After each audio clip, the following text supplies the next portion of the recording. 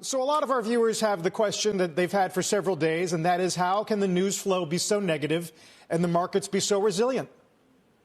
Well, I think the markets are anticipating a far more rapid turnaround than some of us old fogies are. You know, people are, at least the ones I talk to, experiencing a great deal of cabin fever. You saw that the loss of employment in the hospitality industry was heavy.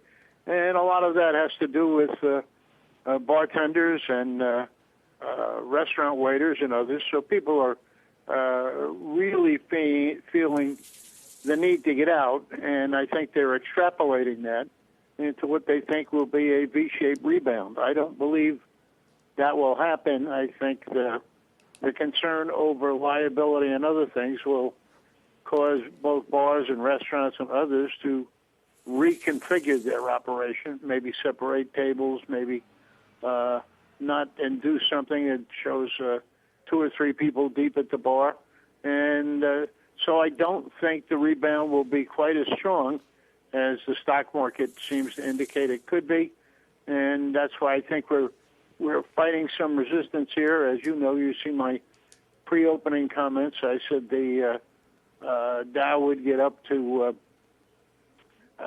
fight at the 24,250 level, and the S&P at 29,50, and we seem to be fighting right there. So I think the market's a little ahead of itself. Yeah.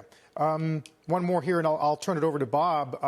The 2-year yielding 10.5 basis points. How much are you watching the shape of the curve and the argument that bond market is telling equity investors to think twice? I think that's for certain, and I mentioned also in my comments that equity traders are a little concerned. We're getting some of the bond area is discounting negative rates, and that would not be certainly conducive with what most people believe would be a V-shaped rebound. And there are certain other things. You're hearing that the federal government may postpone tax day even further, even much later in the year.